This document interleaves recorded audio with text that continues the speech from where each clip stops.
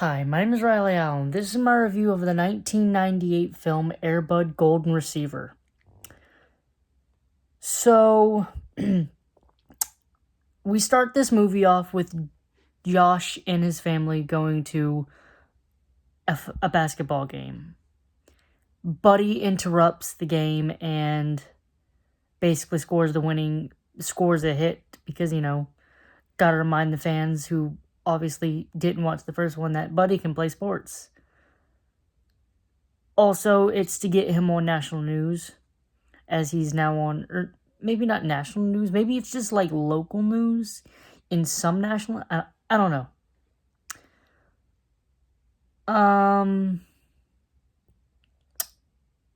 Our villains this movie are these Russian circus people who kidnap special animals with special talents so they can run their circus back in Russia. I'm gonna be honest, they were not very fun villains. I feel like with the setup they had of Josh's mom having a new relationship, moving on, could have just been like the whole thing, Josh overcoming, like letting go of his father's death and basically accepting that his mom has to move on, basically, in a sense. And just kind of accepting this new family member. Because, that was what it kind of felt like to me. This whole thing was revolving around the football team and that. And there just so happened to be these weird Russian circus people. Honestly, I feel like for like most of the movie, the writers and the director forgot that they were also there until there was like a few scenes here and there where they're like, oh yeah, the Russian people.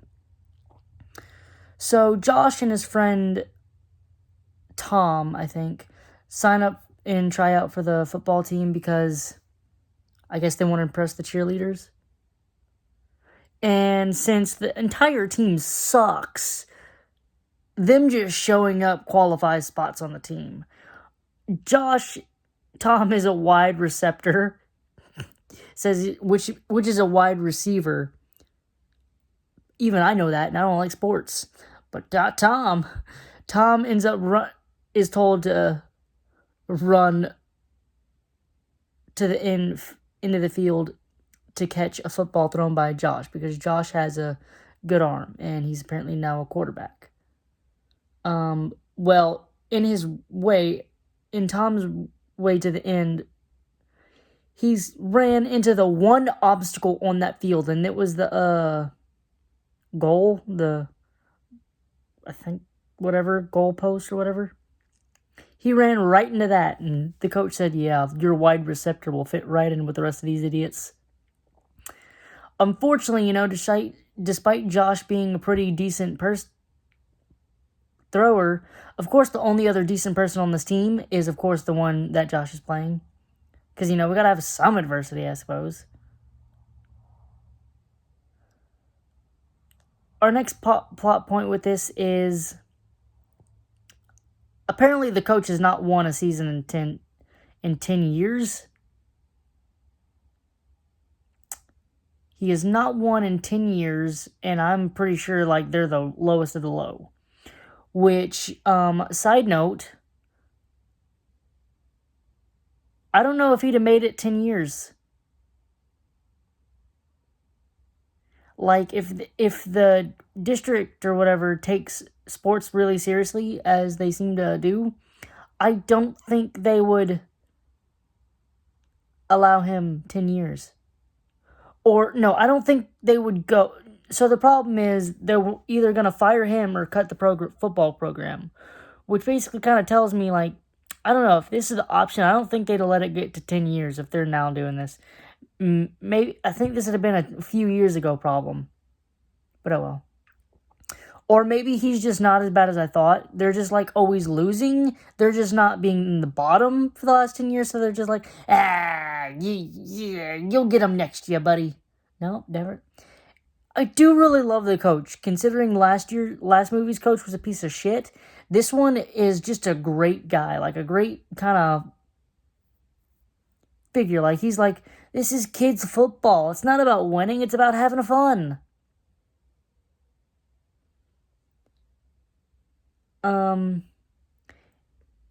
And him basically accepting the fact that he's gonna get fired because he'd rather the program go on than him, so the kids could have something to do and have this.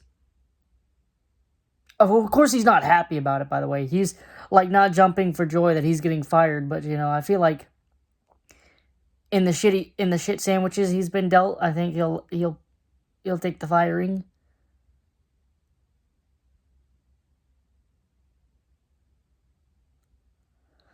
So, Josh's mom starts dating.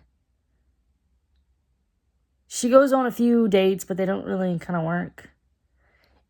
And then she's walking Buddy, and she's talking to Buddy, and Buddy is the best wingman, hauls it, while Miss Fram is on roller skates, so she's just getting dragged straight into the veterinarian. Buddy's probably thinking, hell yeah, free, your healthcare sucks these days, date the vet, free healthcare, man.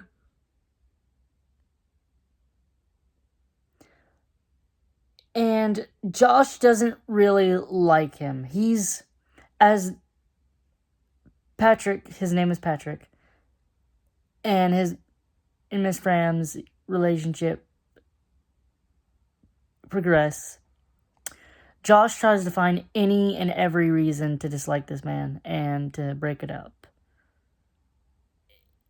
And it culminates with him proposing, Patrick proposing, telling her that he's got a job offer in San Francisco or San Diego, one of them, and that he'll only accept the job if she doesn't accept the ring, and she accepts the ring. Side note, though, I don't know how long they've been going at it, but that is a whirlwind romance for sure. They have not even been seeing each other a year. Like, they haven't even played. Like, they started dating, I think, at the start of the football season, and they haven't even and they were just now about to play the final game. That's not even near a year, I don't think. That is a whirlwind of a romance. Nevertheless, Josh decides to do a runner and runs away. And Buddy tries to chase him, but then gets captured by the Russian people. The coach ends up coming in and being the best character in this movie by convincing Josh, talking to Josh, and convincing him to come back. And, Josh is like, hey, sir, can you give me a ride back home? And they try to search for Buddy because Buddy's now missing. But, they got the game. So they play the game, initially without Buddy. But luckily, Buddy has broken free because Buddy is awesome. And the Russian villains don't really matter. So now Buddy's at the game. And they win. Both because of Buddy and because of, And I do love that.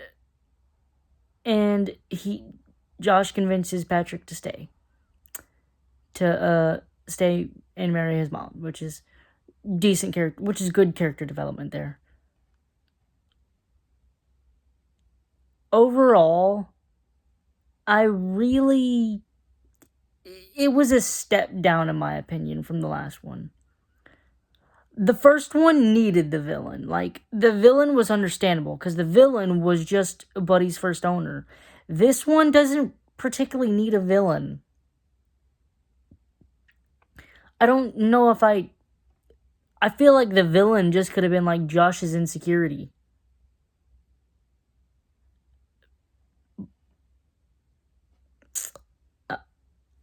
I don't know. I like the coach. I also like the principal because she really seemed like she didn't want to deliver this news to that dude that he's gonna get fired. Like, and when they started winning, she was generally happy because, like, both winning is good for the school, which is good for her, and also because, she's not gonna have to fire a dude.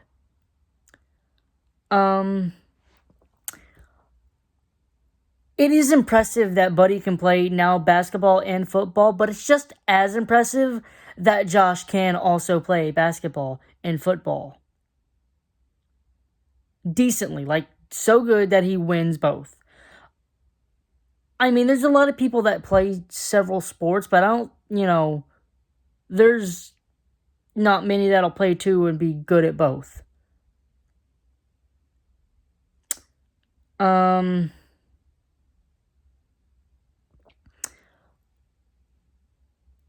Overall, I'm gonna give this one a 6. A 6. I'll give this a 6 out of 10. Thanks for watching the video. Leave a like, comment, subscribe, and I'll see you in the next video.